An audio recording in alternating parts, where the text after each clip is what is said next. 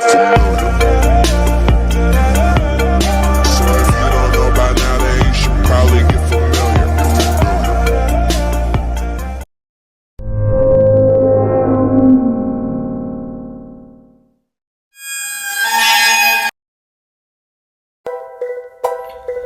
selamat pagi teman-teman. Bagaimana kabarnya di hari Rabu kali ini? Semoga semua baik-baik saja dan sehat selalu ya.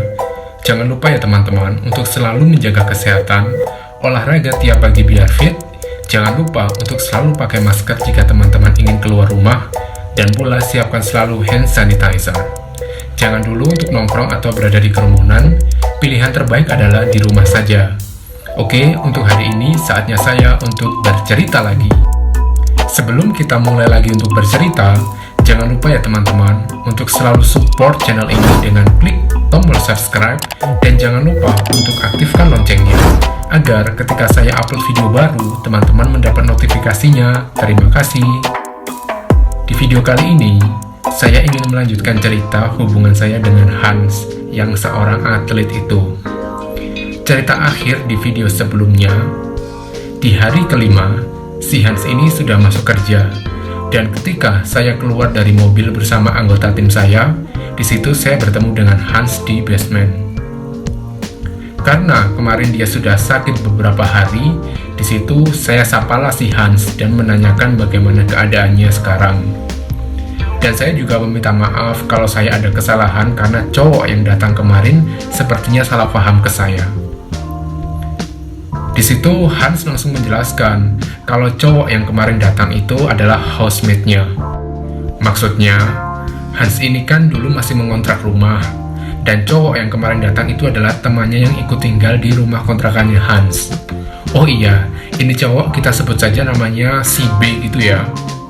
Jadi, maksudnya si B ini bukan menumpang tinggal di rumahnya Hans, tapi mereka berdua patungan untuk membayar sewa rumah tersebut. Lalu, saya yang menyeletuk lah. Oh, kirain dia pacar kamu. Soalnya kemarin kayaknya cemburu banget waktu melihat saya mau menyuapi kamu. Makanya kemarin karena saya takut kondisinya tidak baik, ya sudah saya pulang duluan. Di situ si Hans meminta maaf ke saya atas perlakuan temannya itu. Dan si Hans menjelaskan kalau mereka tidak ada hubungan khusus, mereka hanya bersahabat saja. Ya di situ ya saya hanya iya saja. Tidak saya teruskanlah pembahasan tentang si B ini.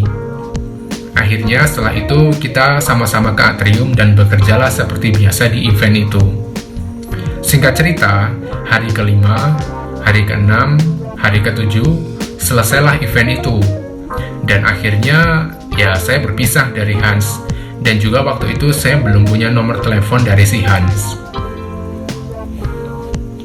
Seiring berjalannya waktu, saya kan biasanya setiap weekend pagi, Sabtu dan Minggu pagi selalu jogging di area stadion. Dan waktu itu juga tidak sengaja ketika saya jogging, saya bertemu dengan si Hans. Di sana dia juga berolahraga dengan teman-temannya. Dan salah satunya yang saya lihat ada si B itu. Ketika itu kan Hans menyapa saya. Dan saya melihat wajahnya si B itu kelihatan cemburu banget gitu loh teman-teman. Wadaw. Daripada saya kena omelan dari si B, saya cuma menoleh saja ke si Hans dan membalas sapaannya dengan bilang, "Selamat pagi." Setelah itu, saya lanjutlah untuk terus jogging. Saya tidak berhenti ya di situ, karena melihat si B ini yang kayaknya udah panas banget gitu loh ke saya teman-teman. Ketika saya sedang enak-enak jogging, tiba-tiba tuh si Hans juga ikut berlari di belakang saya. Dan juga si B mengikuti si Hans. Ah, sial. Di situ saya percepatlah lari saya. Jadi saya itu berputar udah 11 kali mengitari stadion itu teman-teman. Tujuan saya lari makin cepat itu untuk menghindari si B, agar si B ini udahlah, maksudnya saya tidak mau melihat si B itu gitu loh. Biar si B itu tertinggal jauh lah di belakang saya. Dan ketika saya semakin cepat berlari, akhirnya tumbanglah saya teman-teman. Udah tidak kuat lagi, dan saya mencari tempat duduklah di situ. Waktu itu saya lihat sudah tidak ada si Hans dan si B. Jadi menurut saya ya amanlah waktu itu. Dan juga karena kaki saya juga sudah mulai kram, akhirnya saya duduklah di bawah, maksudnya di area taman itu ya, di rumput-rumputan gitu. Saya di situ sambil terlentang udah. Jadi posisinya kayak orang tidur gitulah sambil memejamkan mata. Karena sumpah capek banget saya waktu itu teman-teman. Ingat ya, 11 putaran stadion loh. Dan tiba-tiba tuh ketika saya sedang memejamkan mata, kok saya merasa dahi saya ini ada yang nempelin es gitulah teman-teman. Dingin banget pokoknya. Saya kirakan di situ saya berhalusinasi ya. Ternyata itu ada si Hans ngebawain saya minum. Apa ya minumnya dulu itu? Pokoknya itu ada isiannya itu ada kelapa mudanya, ada jelly grassnya, minumannya warna pink. Entahlah lupa minuman apa itu. Dan ketika saya membuka mata, saya melihat Hans tersenyum ke saya sambil bilang, "Ayo Fit, minum dulu, pasti kamu capek ya." Perhatian banget sih Hans ini teman-teman. Ya jadinya hatiku agak sedikit meleleh lah. Setelah itu saya duduk dan minum bersama Hans. Saya tanya ke Hans, si B itu kemana sekarang? Dan katanya Hans, dia juga tidak tahu. Lalu di situ saya tanya ke Hans dong, emang beneran kalian ini tidak ada hubungan apapun selain sahabat? Karena tadi ketika kamu menyapa saya tuh tahu kalau si B ini pandangannya tidak terlalu enak lah ke saya. Saya sih yakin dia cemburu banget. Udah bilang aja kalian ini emang pacaran, saya nggak apa-apa kok. Dan tahu nggak teman-teman apa yang dibilang Hans? Dia bilang kalau si B itu memang suka sama dia. Dulu pun si B itu pernah menembak si Hans, tapi sama Hans ditolak karena Hans tidak punya perasaan apapun ke si B. Kalau sebagai sahabat sih it's okay aja, tapi kalau jadi pacar Hans tidak bisa. Dan katanya si Hans, sebenarnya orang yang ingin dia sayangi dan dia jadikan pacar itu sekarang ada di depannya. Dia bilang begitu. Saya kaget dong. Sampai saya tersedak waktu itu teman-teman. Ya saya berpikir frontal banget sih si Hans ini. Tapi ya saya suka sih. Di situ saya meresponnya hanya dengan senyum-senyum saja. Setelah itu saya diajaklah cari makan di area sekitar situ. Setelah makan, kami berbincang-bincang, akhirnya kami pulang. Namun sebelum pulang, Hans meminta nomor handphone saya. Ya langsunglah saya kasih dong nomor saya. Di sore harinya, karena waktu itu weekend, Hans menghubungi saya dan mengajak saya untuk keluar bermalam minggu. Saya tidak tahu Hans mengajak saya kemana, karena dia yang menyetir, sedangkan saya waktu itu juga tidak begitu tahu jalanan. Dan setelah kita sampai di sebuah resto, wow, bagus banget tempatnya. Jadi tempatnya itu ada di dataran tinggi begitu teman-teman.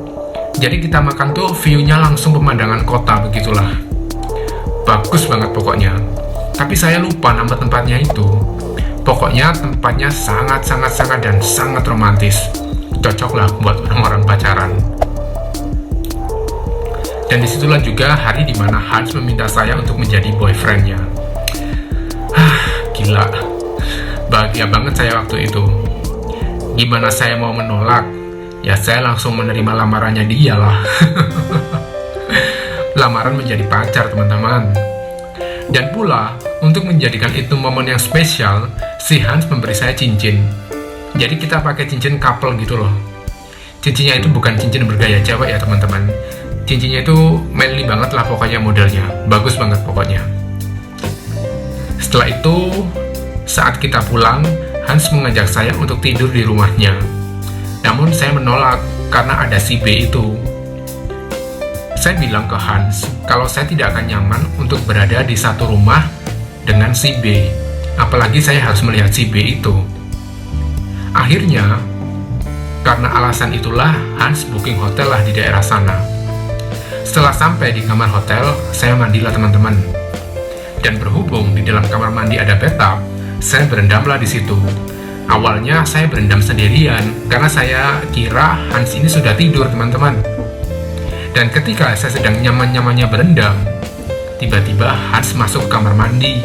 Dan akhirnya malam itu kami berendam berdua lah.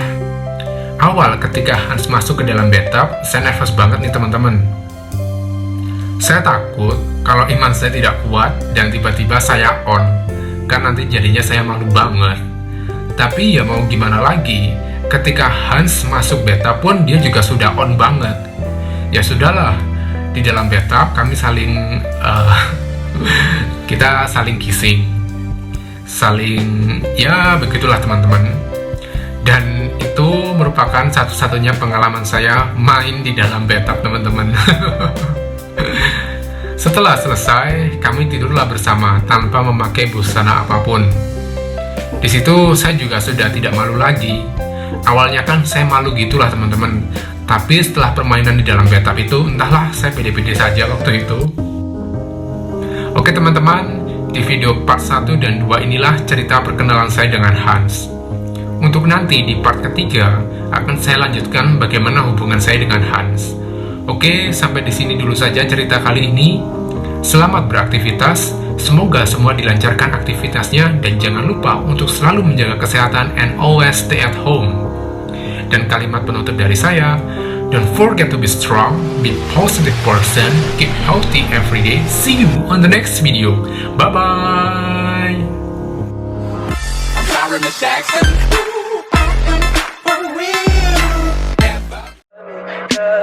Tell me pretty lies, look me in the face. Tell me that you love me.